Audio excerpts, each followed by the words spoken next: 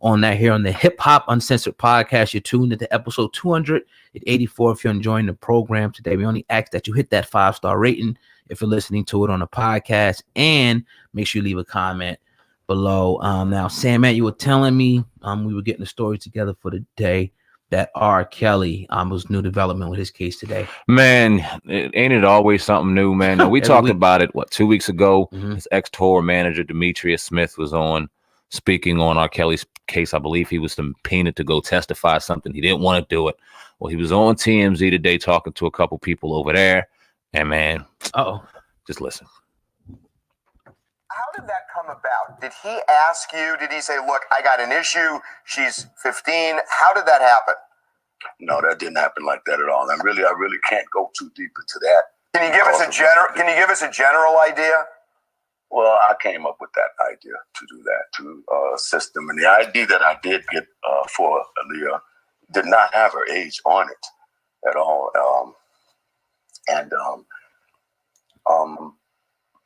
Robert really didn't have nothing to do with that other than me suggesting it with other people. So, but was he aware of her actual age at the time this all happened? I mean, I knew that Aaliyah was young myself, but to know or to ask if it all happened so fast, man. And to know if he knew of Aaliyah's age, he did marry Aaliyah. Okay, so that's as much as I'm gonna say with that, man. And I was pushed out. I didn't help and assist with getting a license for him to marry Aaliyah for the purpose of being okay with it. No, it wasn't. It was to buy time, in my perspective, to make a better decision. But what does that mean? Buy time. What does that mean? Well, it was everybody was like rushing him to do things, and I just, man, this is not right. We can't do this. Well, man, I know somebody that'll do this. I might can do this, man, but it didn't have her age on it, so that wasn't the thing that got them there. And you're saying the ID that you got. I guess what our question is, you're saying you wanted to buy time, but by getting an ID for her, it actually accelerates it, right? Because they got married the day after that ID. It was not an ID that had her age on it. It should not have done that. So what was and I'm not trying to be contentious here. I'm trying to understand it. What would be the function then have been to get that ID, if not to clear the way for marriage? Oh, man.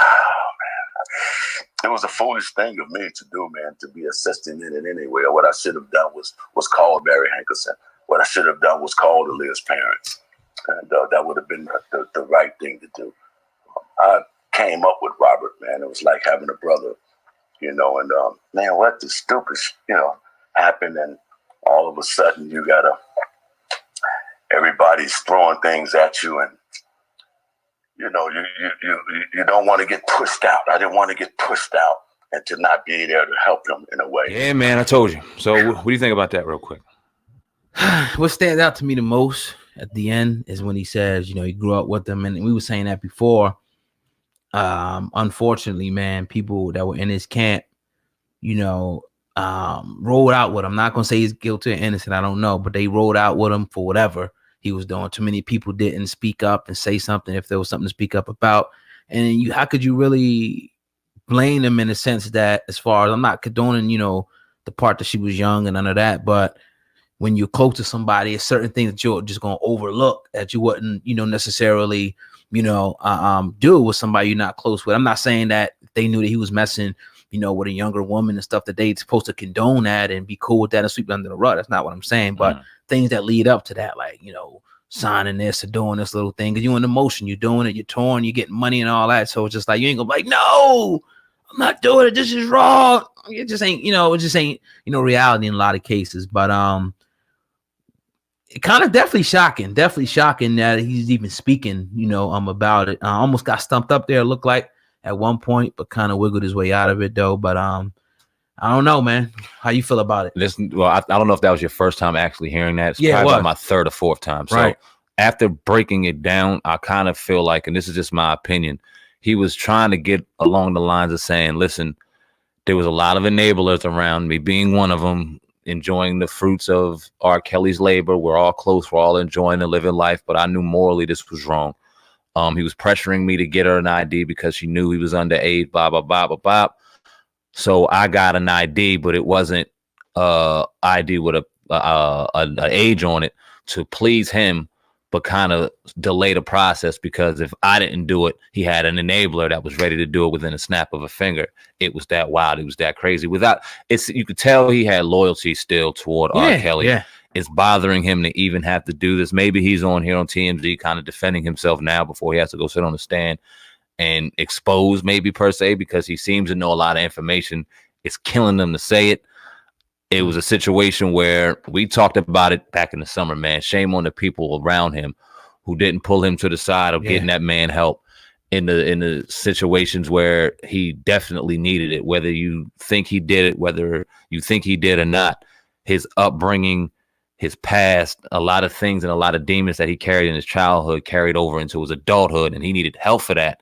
And if y'all are around him, y'all allowed the money, y'all allowed, I guess, his giving to just blind your better judgment, and now y'all caught up in a situation where he could be doing serious time, you could be doing serious time, and kids got hurt. It's crazy. And to a lot of people, man, I don't know if you've been seeing this reaction, but a lot of people don't seem to think that these things, they seem to pretty much think that R. Kelly's gonna be able to walk on all these charges. I don't know why, in but the feds. Yeah, definitely. But you gotta I guess a fighter, not even a fighter's chance in the feds. I mean, it's just like, but to kind of address that, definitely a lot of that was going on.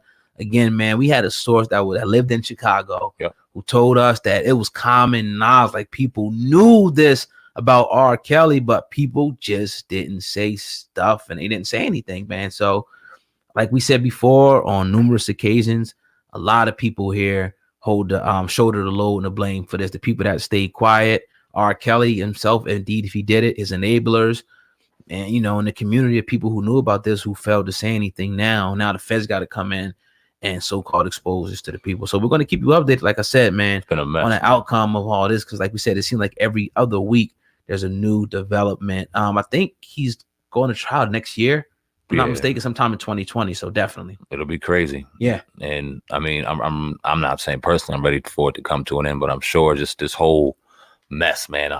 It's real sad to see a legend in R. Kelly and his name just continue just to go down the drain. And I'm not saying it's not self-inflicted, but just you can see how loose and how unorganized the circle was. It's just all blowing up now at this point. It's sad. Yeah, definitely. So yeah, man.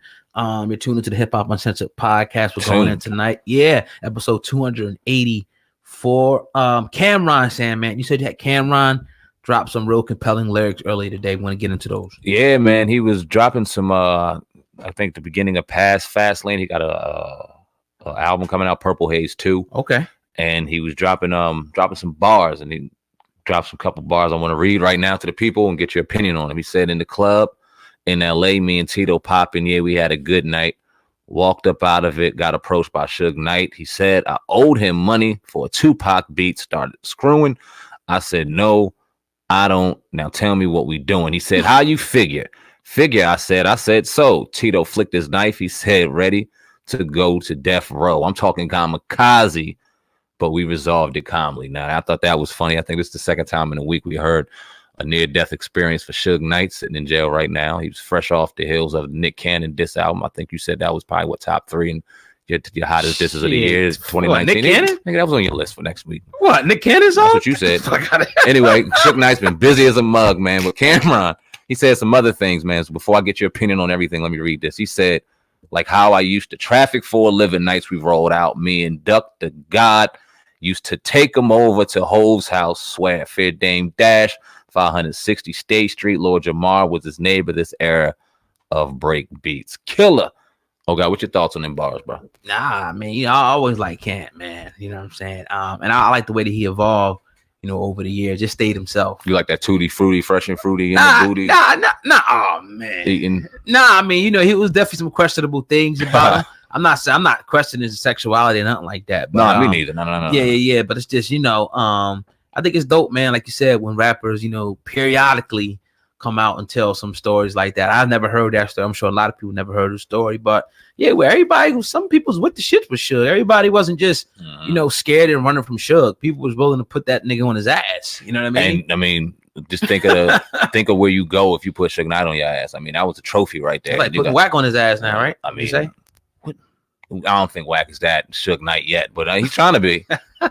He's been saying a lot, and it seemed like everything he's saying is the complete opposite of what everybody's thinking. So it looked like he's a smart man. He knows how to get attention. But yeah, shout out to Cam, man. Cam got some music coming out. Yeah, I mean, checking for it. I'm gonna check for it. I'm gonna check for it. Cam's a legend. You know what I mean? Cam, they took over them Dipset brothers, man, when we were probably in our heyday, 19 years old. Yeah. Them motherfuckers was taking over. So yeah, they definitely did. I'm gonna give it a listen for sure. Shout out to the legend. On the rock though, definitely. That, I mean, back then that was my favorite group, man. Rockefeller. Yeah, no doubt. State Prop, yeah.